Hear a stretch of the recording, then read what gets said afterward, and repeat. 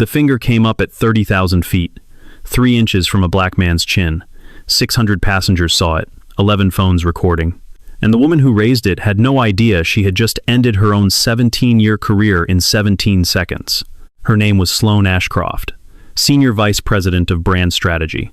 Crimson red dress, single strand of pearls, lipstick freshly retouched in the mirror of the airport lounge 22 minutes earlier. His name was Jerome Hartwell. Gray polo shirt, the color of old gunmetal, worn leather duffel bag. The kind of man you walked past in a coffee shop without noticing. And what Sloane did not know was that the man she had just pointed her middle finger at owned 62% of the company that signed her paychecks. Had owned it for 11 years. Quietly, off camera. The way some people prefer to own things. Real talk for 1 second before we go any further. Drop a comment and tell me what city you are watching from. And if a story about pride meeting its match is your thing, hit subscribe. The next one drops tomorrow. Now let me take you back. 18 minutes before the finger. Stellaport International Airport. Gate B14. The Tuesday evening boarding rush. Jerome Hartwell boarded last. He always boarded last. Less noise, less staring. Less of whatever it was that made people in airports look twice at a black man with a worn leather bag and an unremarkable shirt. He was not in a hurry. He had not been in a hurry in years. He walked down the cabin slow, checked his boarding pass once, seat 4B. He stopped at row 4. Sloane looked up, and every soft sound in that cabin, the rustle of bags, the hum of the air system, the quiet laughter from 2 seats forward, paused for half a second, long enough to notice, long enough that a businessman in seat 4D set his bag down a little slower than he needed to. His name was Julian Okafor. Remember him. Jerome's voice was even, polite. Ma'am, my seat is 4B. Could you move your bag, please? Sloane laughed. Short, sharp. The kind of laugh that does not mean anything is funny. Are you on the right plane, sir? She did not look at him. She looked at her own phone, like the answer was in there. Jerome held the boarding pass up where she could see it. 4B. She finally looked. Up, down. Like she was reading a price tag. Points, she said. Or one of those upgrade lottery things they run on Tuesdays. You used one. Jerome did not answer. He just waited. And here is the part I want you to watch closely. Jerome set the duffel bag on the empty seat for 1 second. He had to free both hands to tuck the boarding pass back into his shirt pocket. The bag was leather, the dark, soft kind that gets that way only after decades of being held. The corners were rounded from years of handling. And on the top left corner, stitched into a small oval patch, were 2 letters in faded silver thread. T period, H period. Not J period, H period. T.H. Sloane did not notice. She was already turning to call the flight attendant. But those 2 letters, they were going to matter more than anything else in this story. Hold that thought.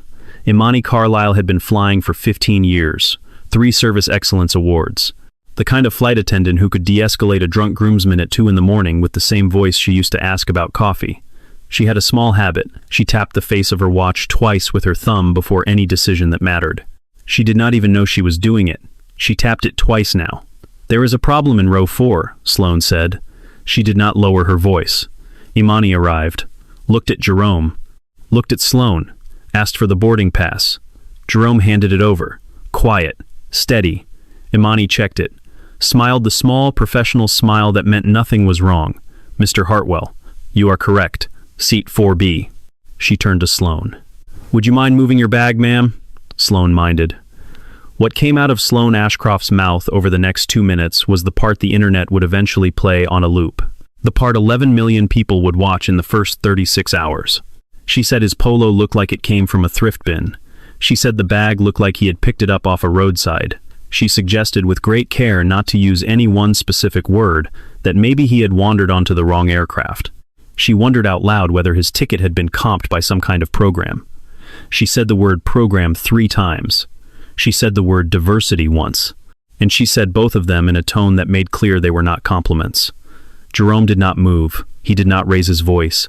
He did not even look angry. He stood in the aisle, the way some people stand in church. Very still.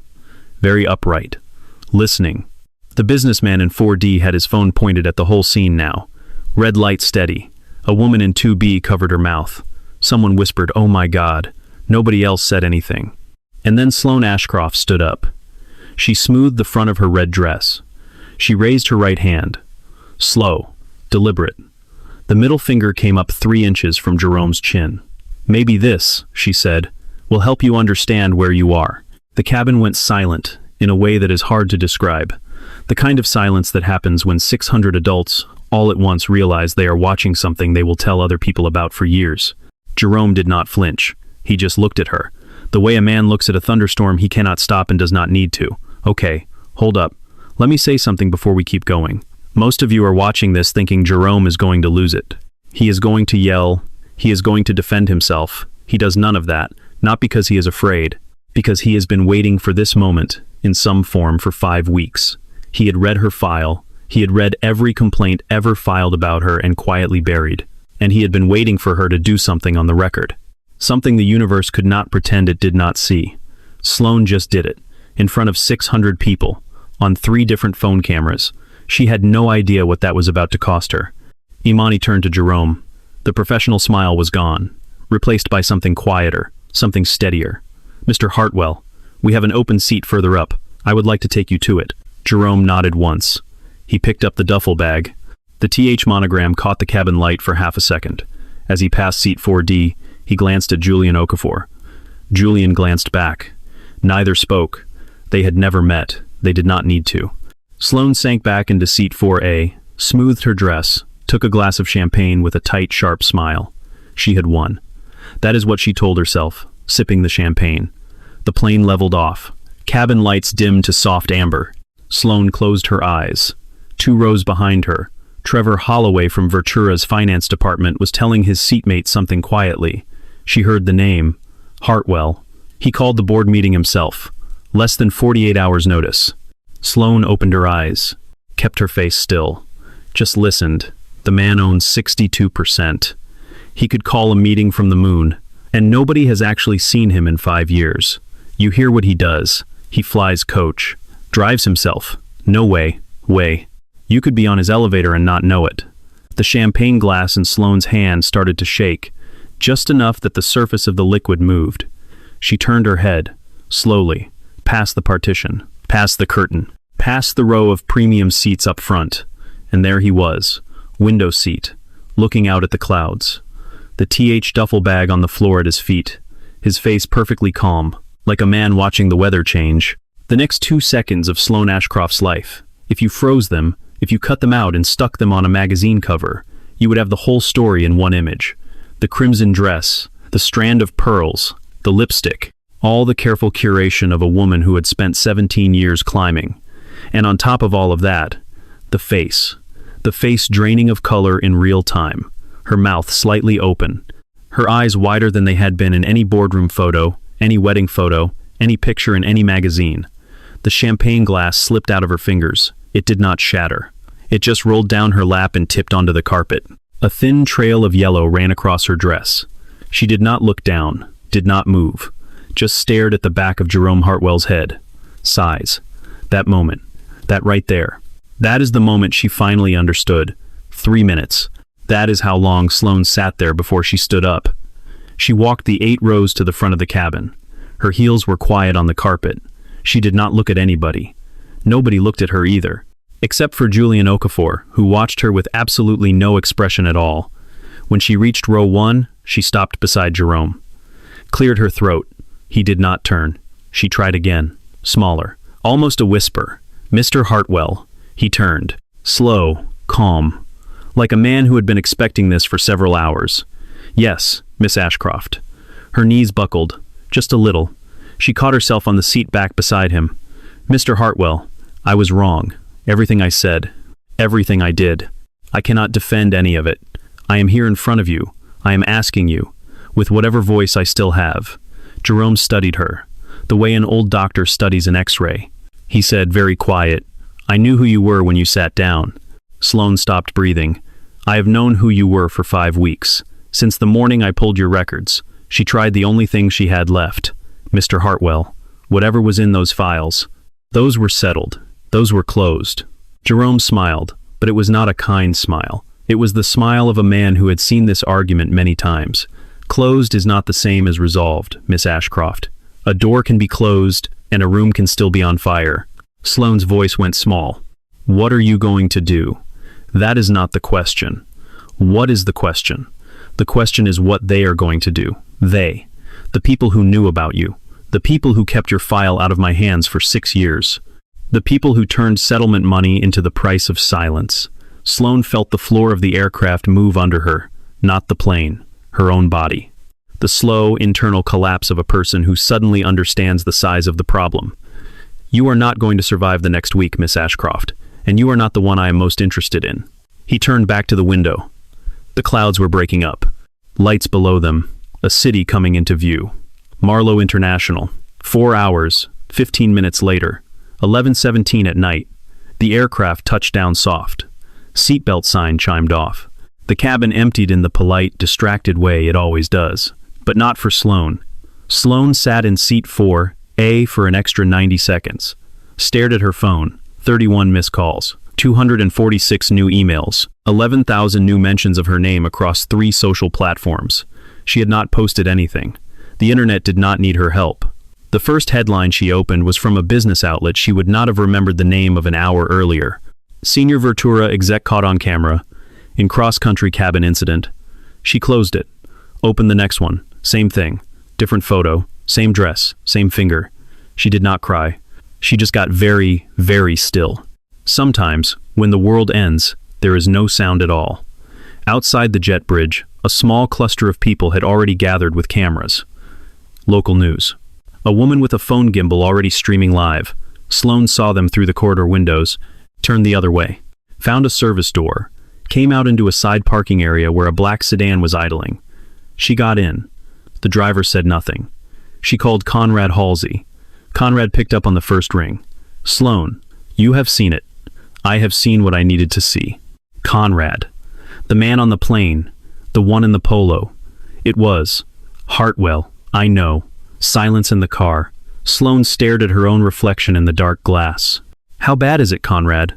Right now, it is one cabin video and a lot of noise. The internet is going to be the internet for 48 hours and then move on. He knew. He told me on the plane. He knew the whole time. Long pause.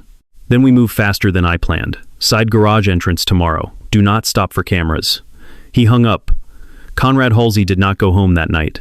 He went to a 4th-floor office in a building 4 blocks from Vertura headquarters. Registered to a holding company that was registered to another holding company that was registered to a P.O. box in a town none of Conrad's colleagues had heard of. He took the stairs. He always took the stairs. On the 4th floor, in an office without a name on the door, there was a woman waiting for him. Short, sharp black hair. Black coat too expensive for someone who took meetings at 11:30 at night in unmarked offices. Her name was Brielle Voss. Her name did not appear on a single Vertura.org chart, payroll list, or vendor agreement. Because Brielle Voss did not work for Vertura. Brielle Voss worked for the kind of crisis you do not put on paper. Conrad sat down. Did not take off his coat. It is Sloane. Brielle said nothing. She already knew. Hartwell knows about her file. How much? All of it. 6 years. He has been pulling threads for 5 weeks. Brielle opened a laptop. She had 4 browser windows already running. One was an airline personnel feed. One was the social media of 3 women whose names Conrad had not said out loud. One was a private file-sharing tool that Vertura's IT department did not know existed. The 4th window looked at a glance, like a stock chart. It was not. I will need names. Conrad gave her 2. One was Yvonne Sterling. The other was the flight attendant. Brielle wrote them down. Close the laptop. Be done by morning. Be done quieter than that. She nodded once. He left. 8:09 the next morning. Jerome Hartwell walked into the lobby of Vertura headquarters.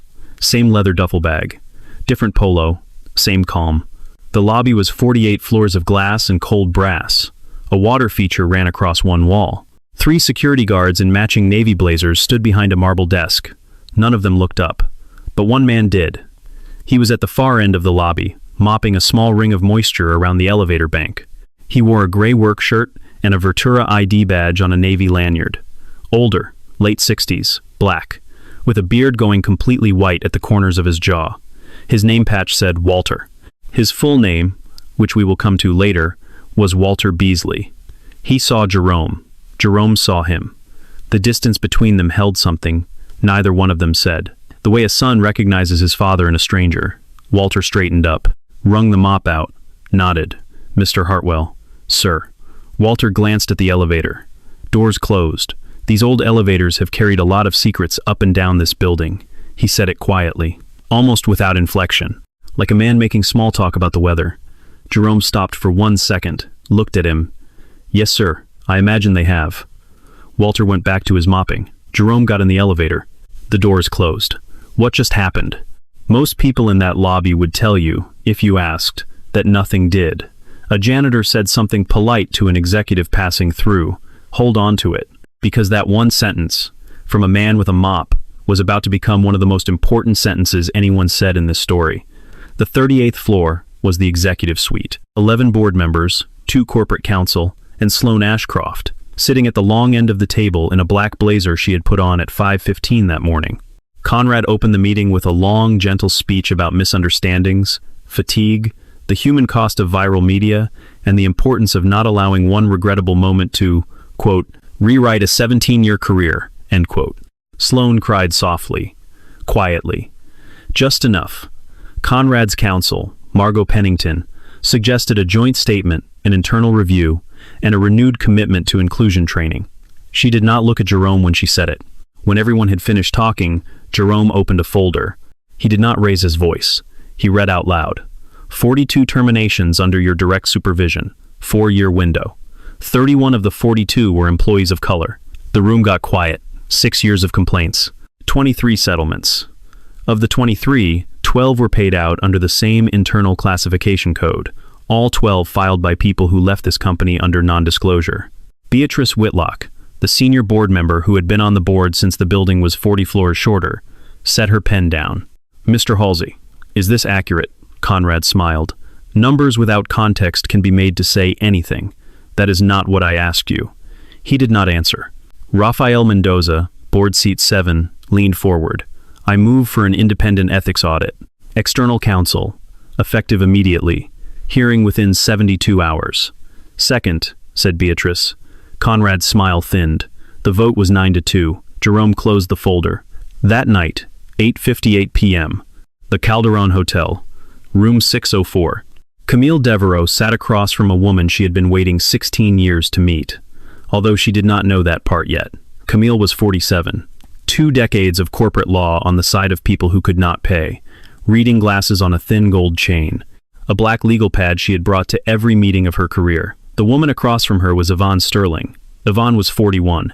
Navy cardigan, 4 years old, because she could not afford a new one. A manila folder pressed against her chest the way some people hold a small child, and her left hand never left the silver chain around her neck. A thin chain, a small pendant. Yvonne touched it every time someone she did not know walked into a room. Camille set her recorder on the table, turned it on. Yvonne, take your time. Yvonne breathed in, breathed out. The folder did not move. They told me I was overreacting, she said. They told me I needed to recalibrate. Flat, no inflection, like reading the time off a clock. They told me strong leadership feels uncomfortable sometimes. They told me to think about how I was making other people feel. I went into HR with a complaint about being denied a promotion 3 times in a row while 2 white men with less experience got it. And I came out of HR with a referral to the employee wellness program. She laughed once, short, bitter. You ever been told that the thing happening to you is in your head when you have the receipts in your bag? Camille said nothing, just listened. Maybe the rest of you watching, Yvonne said, to no one, to the wall, to everyone. You know exactly what I'm talking about. Real talk for 1 second, if that line just hit you in the chest. If you have ever walked out of an office knowing nobody inside believed you, drop a comment, because Yvonne is not the only one. You are not the only one. This happens every single week of every single year, and most of it never makes it onto a viral video. Yvonne kept going. She told the story. 3 promotions blocked over 14 months. The basement office reassignment that lasted 3 months. The window painted shut. The air system that did not work. The new phone extension that did not get updated in the directory. 3 times by accident. A final performance review that contradicted every previous review for 6 years. Termination. No severance. A challenge to her unemployment that took 8 weeks to resolve. 5 months without prescription medication because she had to choose between groceries and the pharmacy. A daughter she did not want to talk about because the daughter was not the point. Camille closed her notepad. Yvonne, the board has called an ethics hearing in 72 hours. I need you to testify. Yvonne's left hand finally let go of the chain. She set both hands flat on the table. I will. But I need you to understand something. Yes, I have a kid. I am the only person who picks her up from school. The only person who reads to her. The only person at the door when she has a fever at 3 in the morning. If anything happens to me, anything, that little girl has nothing. Camille looked at her for a long time. I will do everything I can. But Yvonne, I am not going to lie to you. There is a chance somebody is going to try to make you afraid before that hearing happens. Yvonne nodded slow. Then they had better hurry, because I am tired of being afraid. 6:27 the next morning, Yvonne Sterling opened the front door of her apartment to grab the newspaper that her downstairs neighbor sometimes tossed up to the second-floor landing. There was a white envelope on the floor. No address, no name. Sealed. Inside the envelope, 4 photographs. 3 of them were of a building Yvonne knew very well. A public school, a small one. The 4th was a photograph of a sidewalk Yvonne also knew. It led from a small house with white trim to the corner where the school stood. Folded inside the envelope was a piece of paper. The note read as follows. Mothers who chase the wrong fight sometimes lose more than they expected. We hope she enjoys school tomorrow. That is all the note said. Yvonne did not pick the envelope up at first. She walked across the kitchen, sat down on the floor with her back to the refrigerator. Stayed there for a long time. She did not cry, not with a child in the next room who could hear. After about 8 minutes, she got up, picked up the envelope, resealed it, put it in a plastic bag. Put the plastic bag in an old shoebox under the kitchen sink that already had 3 other things in it she had been told never to mention. Then she picked up her phone. Her hands were not shaking. She had decided. She called Camille. I cannot, Yvonne. I cannot. I will not. I will not bring my daughter into a story like this. Tell Mr. Hartwell I am sorry. Tell him to find somebody else. She hung up, sat at the kitchen table, watched the morning light come through the window, watched her own hands. She did not cry. She made her daughter breakfast. Stop the tape for 1 second. Right here is where the comments are going to get heated. Some of you are sitting there thinking, she did the right thing. That is her baby. Nothing more important than that. And some of you are thinking, she had obligations to every other person Sloane Ashcroft buried. She made a promise. She walked away. Both of you are not wrong. That is the worst kind of decision in the world. The kind where 2 right answers point in opposite directions. What would you have done? Drop it in the comments. Honest. Because Yvonne Sterling is a real type of person, sitting at a real kitchen table, in a real situation that real people face every week of every year of their lives. While Yvonne was making her daughter breakfast, several other things were happening. None of them were good. 7:02 a.m. An airline operations manager in a regional office received a phone call from a woman who identified herself as a senior associate at Vertura's outside counsel. The woman cited incident management protocol and potential exposure to corporate disclosure obligations. She used 3 legal terms in the right order, gave a callback number that was real but went nowhere.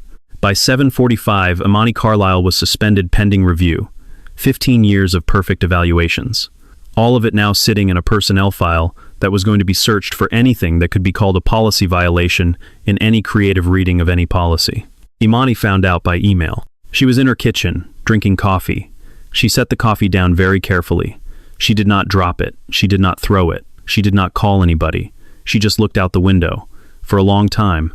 At 4:13 that same morning, in the basement server room of Vertura headquarters, an administrative login was used to access folder DV11, subfolder 47C, subfolder, settlement closure, 2020. A series of files were marked for deletion.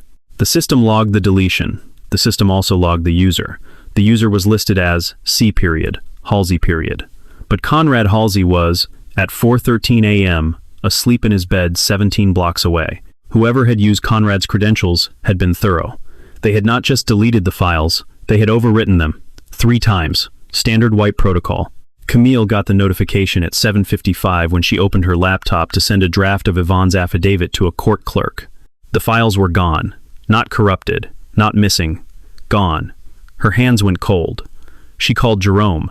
8:56 a.m. Jerome Hartwell walked into the boardroom on the 38th floor, expecting to see 10 people on his side. He saw none. The 11 board members had been called in by Conrad Halsey at 3:24 that morning. They had been given a pre-read titled Containment Brief Hartwell. The brief contained 4 documents. Document 1 was a stock analysis. Vertura had opened pre-market trading down 9.1%. The analyst note attributed the drop to leadership uncertainty. Conrad had drafted the note himself. Document 2 was a copy of a federal civil rights complaint that had been filed by Sloan Ashcroft's legal team at 706. The complaint named Jerome Hartwell as the lead defendant. Damages requested: $67 million. Document 3 was a screenshot of an internal email that Jerome had never written, sent to a recipient who did not exist, in a thread that did not exist before midnight. The email contained the words, "I want her broken before the end of the month." There was no signature. Document 4 was the standard form invoking the morality clause in Jerome's officer agreement. The vote was 11-0. Even Beatrice Whitlock voted against him. She did not look at him when she did. Jerome listened to all of it. He did not argue. He stood up at the end, nodded at each board member, one at a time, picked up the duffel bag. The TH monogram caught the conference room light the same way it had caught the cabin light. He walked out, down the hall, past Sloane's office. Through the glass, he saw her at her desk, not looking at him, not crying, on the phone, smiling. He took the stairs, all 38 floors, because he needed the time. In the lobby, Walter Beasley was polishing the brass plate by the elevators. He looked up, did not say anything, just nodded. Jerome nodded back. Walter watched him walk out into a wall of reporters and cameras. Then Walter Beasley quietly set down his polishing cloth, walked into the employee break room behind the lobby, opened his locker, reached for a leather portfolio case that had been sitting on the top shelf behind a folded coat for 11 years. 6:41 p.m., the Aurora Continental Hotel, Suite 1811. Jerome Hartwell sat on the edge of a bed he was not going to sleep in. The duffel bag was on the floor beside him. The TH monogram pointed up, catching the lamplight. Camille sat in the armchair across from him, her laptop open. The laptop was empty. Everything she had been working on for 3 days had been deleted at 4:13 that morning. Nobody had spoken for almost 5 minutes. Then Camille said, "Jerome, the bag." Jerome looked down at it. "My father's, Theodore Hartwell." "Yes, the founder. One of them. There was another." Camille looked up. "Who?" Jerome breathed out. A long, slow breath. He had not said this name out loud in 11 years. "Albert Beasley." Camille set the laptop down. "My father started Vertura in 1976 with a man named Albert Beasley. They had worked together for 11 years before that, in 2 businesses that did not survive. Vertura was the third try, the one they kept. 2 founders, both names, Hartwell and Beasley." Camille said nothing. Albert died of a heart attack in 1983. 46 years old, no estate. The company was 3 years old. His family had a small house and a boy in elementary school. My father took care of them privately, sent the boy through college, paid the medical bills. But by then, the public history of the company had already been written by the board. And the board did not want 2 founders. They wanted the simple story, the one that fits in a magazine paragraph. He paused. Albert Beasley was the wrong color for the simple story. Camille put her hand to her mouth. "My father spent the rest of his career trying to undo it. He never finished. He died with the bag I am holding, and a note in his desk drawer I did not find for 4 years. It said, 'When you are ready to fix it, the family is still here.'" Their name was Beasley. Camille was very still. "And the man in your lobby this morning?" Jerome did not answer, but he was already standing up, putting on his coat. His phone rang. He picked up. It was Walter Beasley. 9:43 p.m., a 24-hour diner on Garner Avenue, 4 blocks from the Eastern Bus Terminal. Walter Beasley sat in a corner booth with a cup of black coffee he was not drinking. Same gray work shirt. Over it, a brown corduroy jacket he kept folded in his locker for funerals and ceremonies. On the table in front of him was a brown leather portfolio case, worn soft at the corners, a small brass clasp. When Jerome and Camille walked in, Walter stood up, shook Jerome's hand, shook Camille's hand, gestured for them to sit. Then he opened the portfolio. Inside were paper documents, real paper, old paper, yellowed edges, some pages curled, memos, internal reports, email printouts from years when people still printed emails, performance reviews, internal HR letters. Every single one was a document that Vertura's official records said had been destroyed. 218 pages, Walter said. 11 years of pulling them out of the shred room before the truck came on Thursdays. Camille reached for the stack. Her hands were shaking. "How did you have access?" "I was the man who locked the shred room every night. I was the man who unlocked it every morning. I am the man who is always there when nobody else is looking." Jerome did not speak. Walter looked at him. "You have your father's face when you do not know what to say." Jerome's eyes got wet just for a second. He blinked it away. The kind of man who has not cried in front of anyone in decades. Walter slid the portfolio across the table. "I have known who you were since the first time you came into the building, when you were 9 years old. I held the door for your father every morning for 14 years. He used to bring me coffee from a place on Coleman Street that closed in 2001. We never sat down together. We did not have to. We knew." Jerome's voice was quiet. "Why now?" Walter smiled. "Not happy. Not sad. My daddy used to say, 'Boy, sometimes sweeping the floor is cleaner than sweeping things under the rug.' I've been sweeping floors my whole life. I figured this week I would sweep the right thing." Jerome did not say anything. He just put his hand on Walter's hand, on top of the portfolio. Walter let it stay there. They sat like that for a long time, a stack of paper between them that nobody on the 38th floor thought existed anymore. 11:16 p.m. Phone rang. Imani Carlisle, calling from a friend's apartment 2 states over, because her own apartment had become difficult to be in. She did not waste a second. "Mr. Hartwell, the passenger in seat 4D, black blazer. I remember. His name is Julian Okafor, cybersecurity attorney. He filmed the entire cabin incident with original metadata on 4 separate encrypted servers. The video they tried to alter is still out there in its real form. That is good news. That is not why I am calling. Tell me." After the plane landed, Julian followed Sloane through the terminal, kept the recorder running, sat at a coffee kiosk 20 feet from her at baggage claim, left his laptop microphone open. Jerome closed his eyes. He has the entire conversation between Sloane and Conrad Halsey, from the moment she dialed to the moment her driver picked her up. Silence on the line. All of it, all of it. The plan, the names, the instructions about Yvonne, the instructions about me. Jerome opened his eyes. "Imani, I am sending a car. 24 hours, somewhere safe. I am safe, you are not." She did not argue. He hung up, turned to Camille. "We have everything. We have it twice." Camille smiled, slow. "Then we go public." "Not yet." "Why not yet?" Jerome looked down at the duffel bag. "Because the woman who delivered that envelope to Yvonne Sterling, she is still out there, and she is still doing it for the people who hired her. Tonight, I want them to think they won." 8:06 the next morning. Yvonne Sterling walked into a grocery store parking lot on the eastern edge of Crown District. Navy parka, old baseball cap. She looked like a woman who was tired and out of money. She had called Brielle Voss 2 hours earlier, from a phone that was not her own. She had said 3 things. "I am ready to take the offer. I want it doubled. I want it tonight." Brielle had agreed. Of course she had agreed. She had been doing this for 4 years across 4 corporate clients, and she had learned that women like Yvonne always said yes eventually. It was just a question of which number convinced them. Brielle pulled into the parking lot in a charcoal gray sedan with no markings. Got out. Walked over. Carrying a black envelope. Inside the envelope was $250,000, 20s and 50s.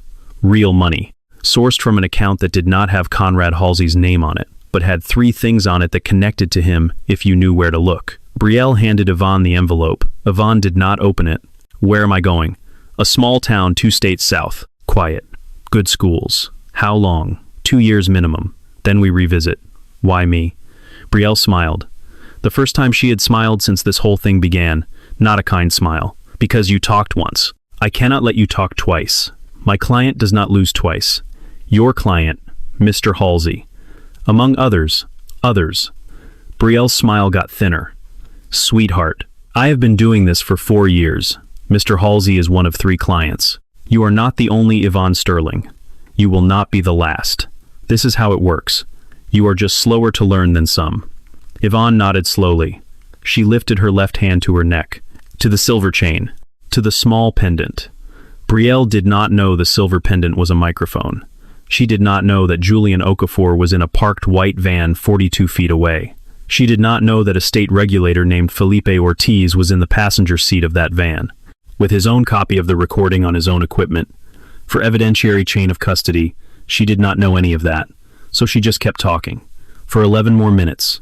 By the time Brielle got back in her sedan and pulled out of the parking lot, she had named 3 corporations, 4 executives, and a process that her own attorney would later describe, on the record as indistinguishable from organized fraud. Yvonne stood in the cold for one more minute. Then she walked to the van. Julian opened the side door. Yvonne climbed in, handed him the envelope. "Count it. I am not touching that money." He counted it. It was all there. She turned around and looked out the back window at the empty parking space where Brielle's sedan had been.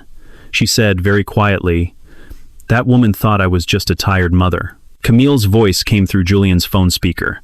"Yvonne, you are perfect. You are absolutely perfect." Yvonne shook her head.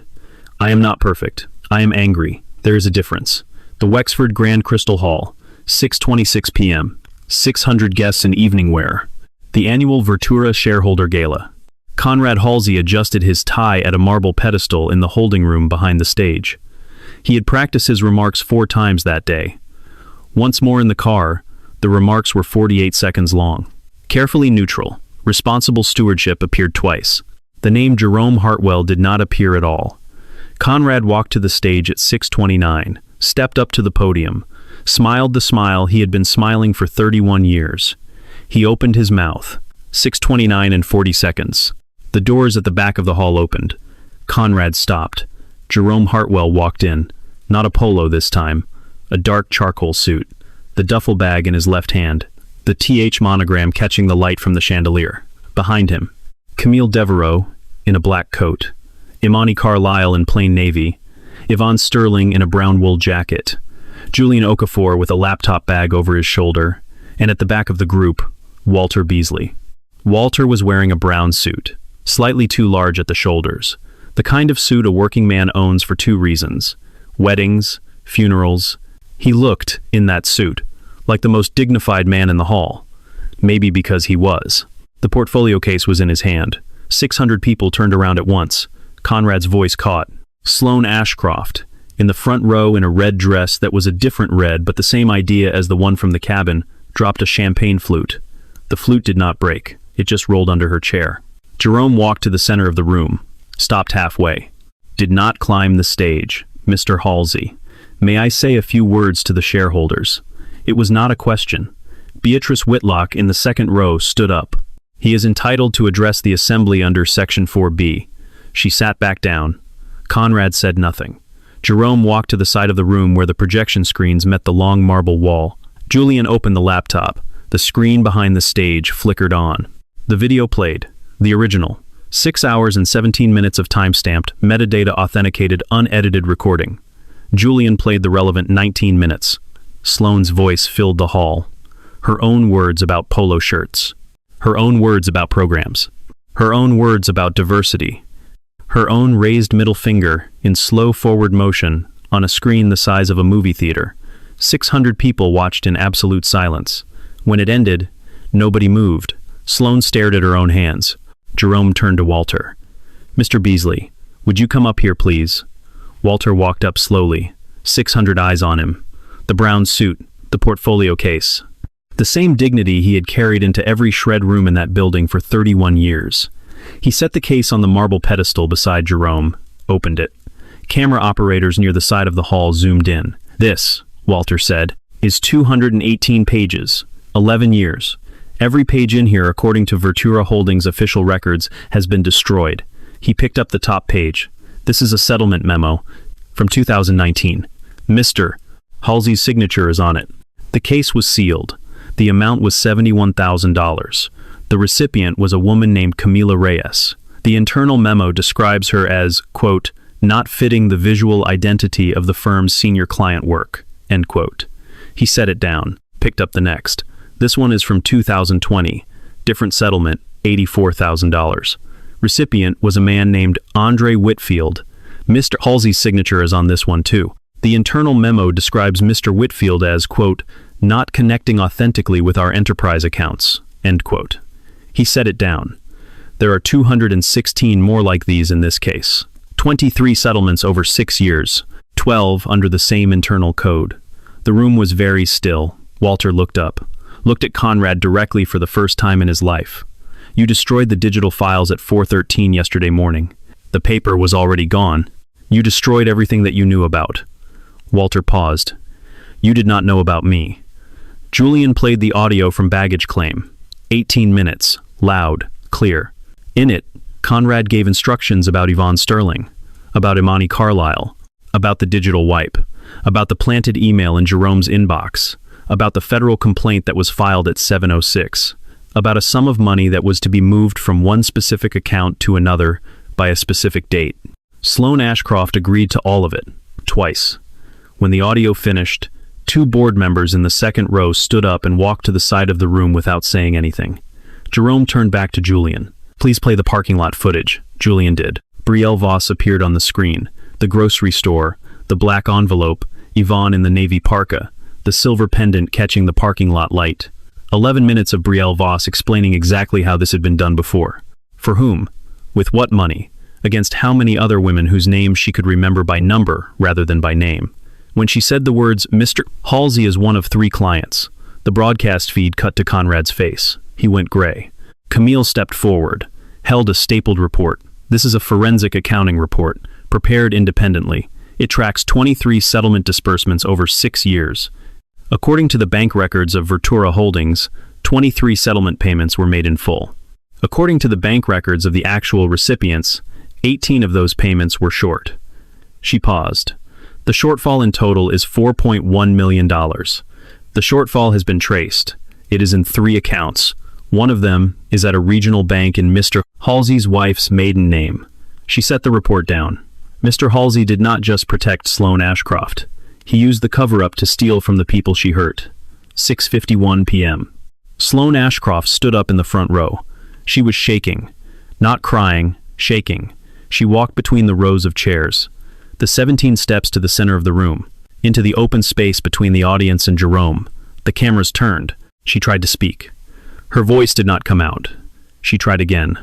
"Mr. Hartwell, please." Jerome looked at her. He did not move. "Mr. Hartwell, I want to apologize. To you, to the people in this room, to everyone. I was wrong on that plane. I had no right to say what I said. I had no right to do what I did. And I am asking you, in front of everyone." She stopped, swallowed. "To please give me the chance to make this right." The hall was very quiet. Jerome looked at her for a long time. Then he said very quietly, the line that several million people would, in the next 48 hours, send to each other in screenshots and copy into bios and write on bathroom mirrors. "You are not sorry for what you did, Miss Ashcroft. You are sorry I turned out to be someone you could not survive." Sloane's face.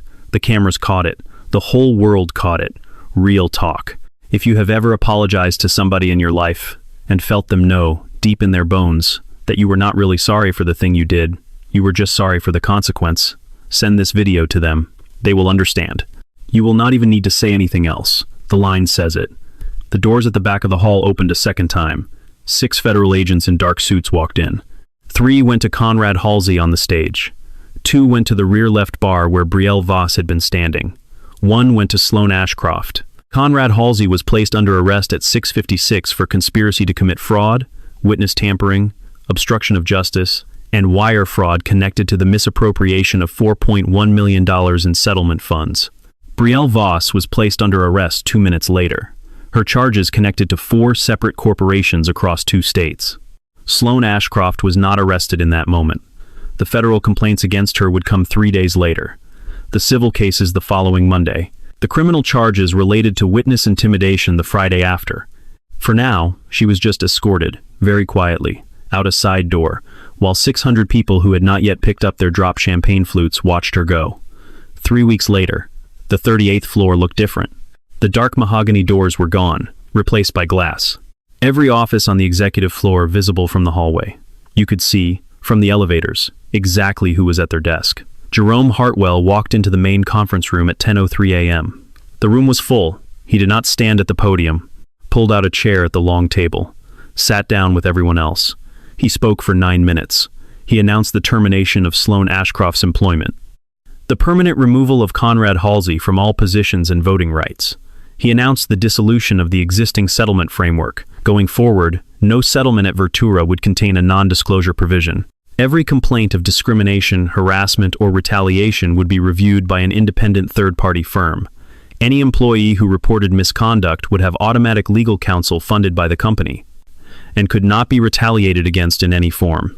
He announced the establishment of a victim restitution fund, funded by recovered settlement money, administered externally. Then he paused, looked across the room. Miss Sterling. Yvonne stood up. She was wearing a navy suit, a new one. The silver chain was still around her neck. Effective today, you are reinstated. Full back pay. Your severance contest is being repaid. Your medical bills from 2022 are being repaid. And we are asking you, if you are willing, to lead a new department, employee advocacy. You report to me directly. Yvonne's chin trembled just slightly. She pressed her lips together, did not speak, just nodded. The room broke into applause. The kind of applause that goes on a little too long because it is the applause of people who have been waiting a long time to applaud something. Miss Carlyle. Imani stood up. Her airline uniform was gone. She was wearing a plain charcoal dress. Her left thumb tapped the face of her watch twice. Corporate Ethics Director. You build the office, you build the team, you report to me, not to legal, not to HR, to me, and if anyone in this building is ever again told they are being too sensitive when they are not, your job is to make sure I find out before they do. Imani smiled. Small, steady. I am in. Mr. Beasley. Walter stood up. The brown suit. He had worn it 3 times in 3 weeks. He was going to wear it more. We are establishing a scholarship. The Beasley Hartwell Scholarship. Full tuition. 4 years. For the children of every employee of this company who earns under $50,000 a year. We have an inaugural endowment of $12 million. We will add to it every year. Jerome paused. And on the matter of the company's founding history, I have asked corporate communications to begin a permanent update. The original founders of Vertura Holdings were Theodore Hartwell and Albert Beasley.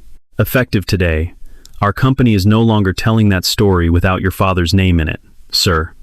Walter looked at him. He was a man who had not cried in front of anyone in decades. His eyes were wet. He blinked. He nodded. He sat down. Around the room, every single person stood up. Walter did not stand. He had earned the right to sit. 2 weeks later, Stellaport International Airport, 6:02 in the morning.